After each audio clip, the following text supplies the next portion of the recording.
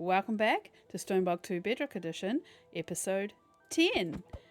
My name is Crafty Red Dragon, and as you'll see behind me, compared to the last episode, we've done a fair amount of work in the barn to clean it up. So I want to show you some of the things I've done and how I've got this all working. And basically this episode is going to be a bit of what I'd call a cleanup episode. And that's just giving us a chance to collect a chunk of resources and get ourselves set up, ready to go for the last few episodes that we're ever going to need to be able to complete the quest books in this pack. Really, really looking forward to it. So the first thing we're going to look at doing is these roosts. We need to have a look at how they work and what I need to do with them, because that's something I forgot to show you guys at the end of last episode. So let's go and have a look at that right now. So as you can see here in the barn, I've done quite a bit of work in cleaning up all our chicken friends, and I've got them all set up in their own roosts, and they've all actually got their own chests. They look a little bit different because these are the expanded chests, and we will go into that shortly. Now if we go down here, I can show you how the roosts work. So what I've done to get all this to work the way I need it to is I have placed a hopper down. Now you need to put the hopper down before you put any of these expanded chests. So it pays to leave a block in here. And when you leave the block in here, you put the hopper into that block. And the reason is because these chests will not directly take a hopper into them unless the hopper is placed first. So let's place down the roost. And there you go. It goes in its nice little hole. And then all you need to do is right click your chickens into the roost. In this case it's the obsidian chickens, and the roost itself can only take 4, and as you saw, as we placed each chicken, 1 egg comes up, and that shows you how many chickens you've got in there. So you can have between 1 and 4 chickens in a roost at a time.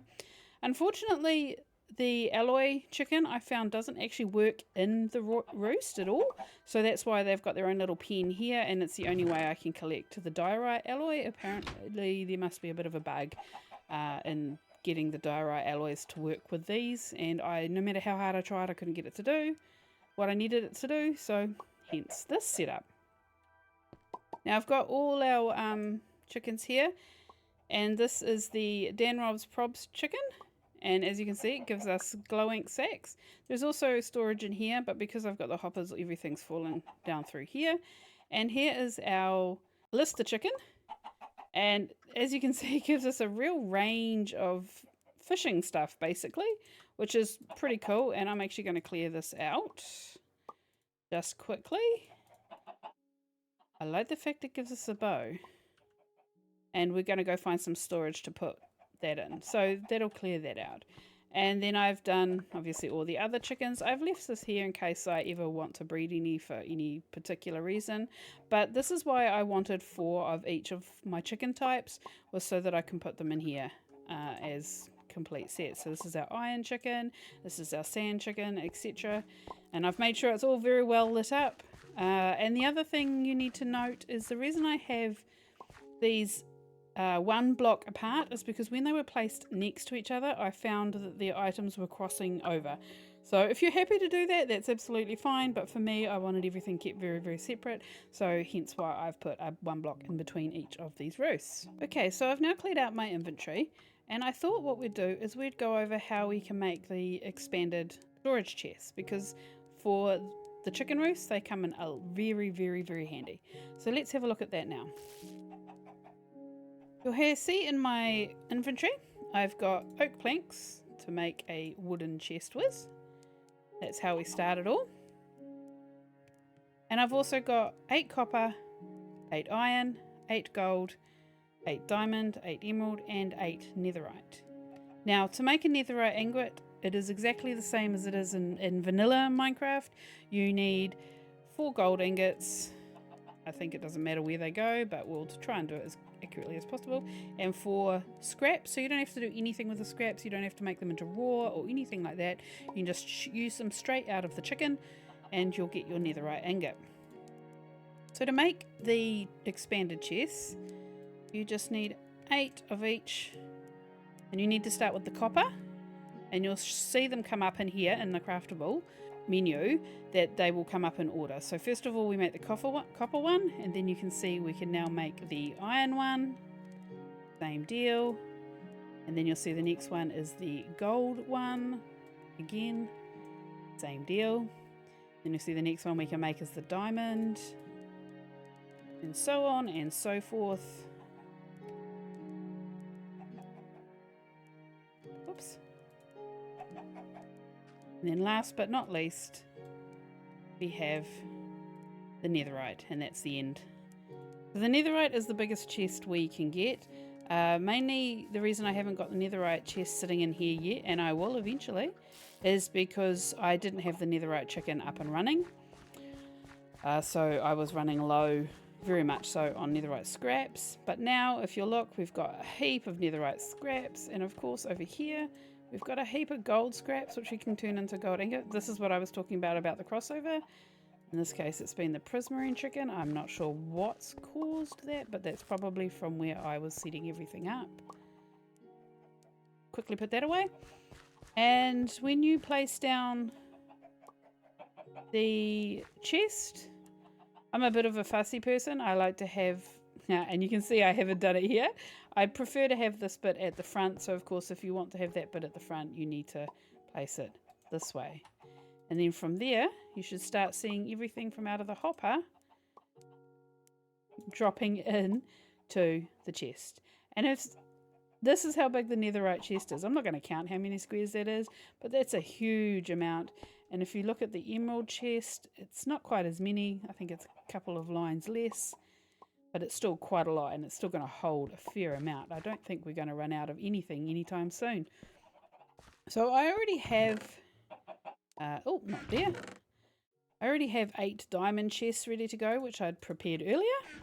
So I'm just going, I think I only need another 6 to finish these all up. So I'm just going to quickly go through, and I'm going to make up the remaining 6 chests, and we will get this finished, and the chicken run, or the barn, will be pretty much ready to go, ready for the next step. Right, see you in a bit. Alright, so as you can see behind me, I've finished putting all the chests up for the chickens, and we are now good to go to be collecting all these resources. So the longer we're in the game, the more resources we're going to collect. Pretty awesome. And it's going to be really helpful for further down the quest box. So let's have a look at what we can do next. The other thing I really wanted to do was to look at cleaning up the machine room and getting some of that finished. Now I've actually completed the quest in my personal world, and I discovered that when I thought the engines were part of the quest book, it turns out the engines themselves are not part of the quest book. So we're going to take a bit of time now, and we're going to put together some engines to help power up our relay so that we can do some of the mystical quests, because there's going to be needing to be a lot of power generating resources to do that. And I want to get these set up into a little bit more of a better system. Now, one of the things I have found out in the last week or so while researching what I need to do is that the conveyor belts unfortunately no longer work with the 1.2 updates, which is a little bit sad because I was hoping to show you a system where we could use these. I have got another redstone system in mind where we can use droppers and some of the other redstone components to create clocks and things like that, so that we could technically automate all these machines. But I think I'm going to leave it at a little bit more of a manual process for now, and I'm going to set these up really nicely along here so that we can come along and manually do what we need to do to get them to work. Just as a bit of a side note, I wanted to let you know that I've also created this little mini sheep farm.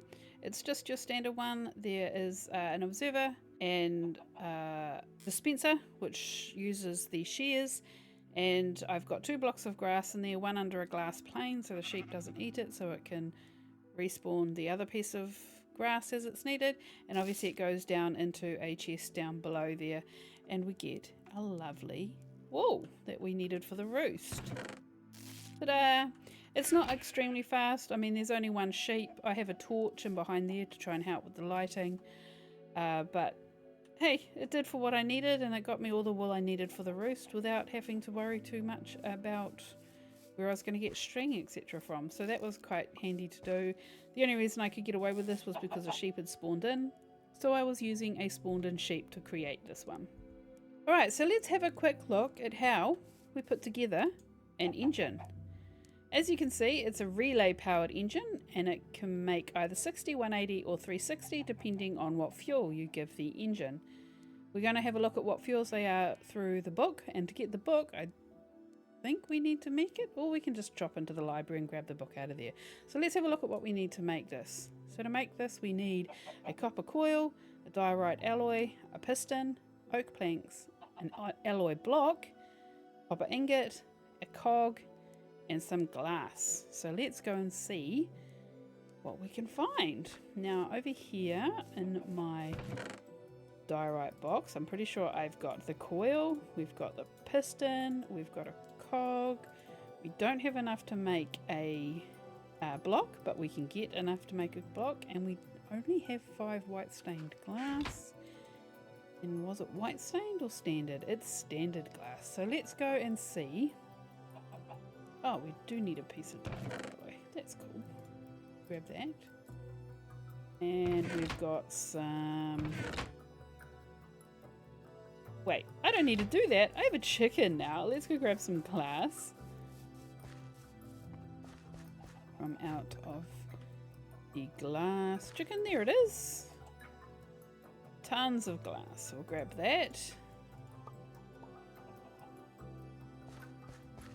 And we'll come down here and we'll grab enough to make a diorite alloy block, which will be 9. Wow, we've got heaps of that too. And what else did we need? Wood and a piece of copper. So let's quickly run over here and get ourselves some wood. Oh, feels very ominous. Oh, okay, well, we haven't got any actual planks on us, but we can grab a log, quickly convert that into planks. Ta-da, all done. And last but not least, we need a copper ingot. So let's quickly jump into our precious metals chest, and I'm pretty sure we've got one. Voila. Perfect. So let's see if we've got everything we now need to make the engine. No, I haven't actually made the block yet. Oh, of course. Okay, let's quickly make that. There we go, done. And now we've got everything to make the engine. Brilliant. So let's go put this down somewhere. Oh, doesn't that look cool? Look at that little device in my hand. Wow, that looks a bit fancy. All those wires. It almost looks like something it shouldn't look like. Right, so let's go and place this down where we need to place it down here in the machine room. And I'm going to place it right here, I think. Look at that. Perfect. And that's what our little machine looks like when it's put down. Good old engine. Now, as you can see, it's definitely not running. Nothing's coming out of it. And there's this little glass bit here. Now, I've gone and produced some oil cows in a jar. And let's put these down. We'll put them down here because this will mean we can have all the oil we need. Now, it's going to take a while for those guys to fill up, so I should have probably placed those down a bit ago. But anyway, I didn't. So let's go and grab some oil out of our oil cow that is sitting up here on our beautiful little shelf. Now, these hold 4 buckets, so I'm going to grab 4 buckets worth, just like that. And let's go and see how much this engine will actually hold.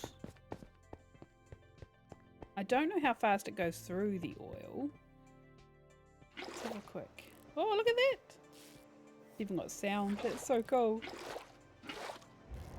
So it looks like it holds quite a bit of oil, which makes me think it's probably going to go through quite a bit of oil.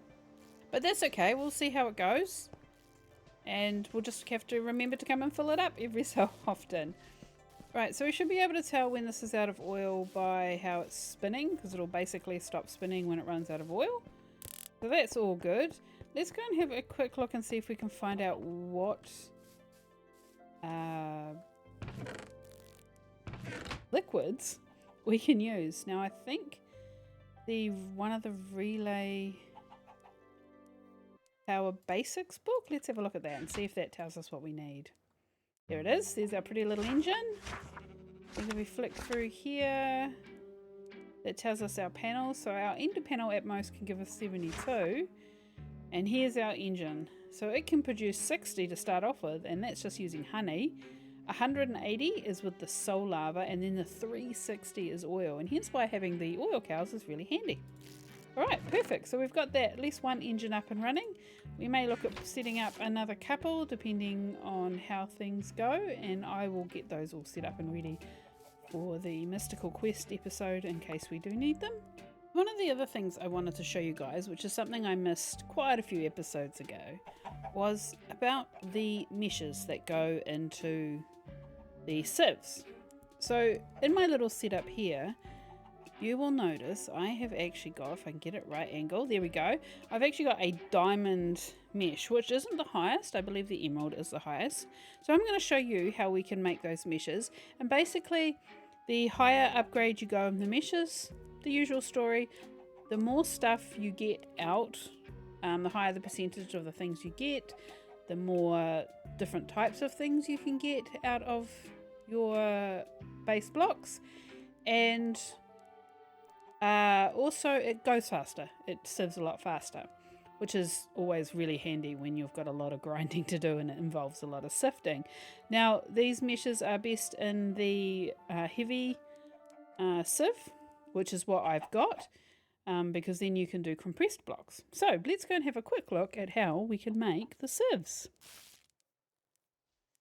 So you'll see in my inventory I have, ignore the amethyst, I've got myself 3 string meshes. So they're just the standard string meshes, and you make these with 9 string. So your standard sort of way to go.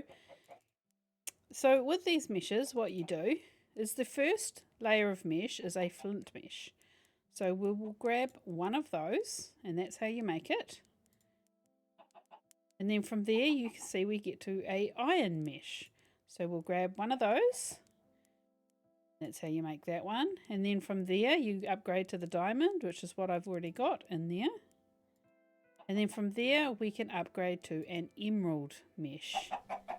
And that's the highest upgrade you can go. It is the fastest of all the meshes. And to get my bearings, let's swap this out for the emerald one.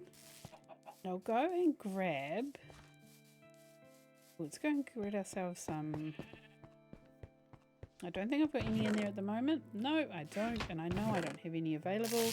So let's just grab cobblestone.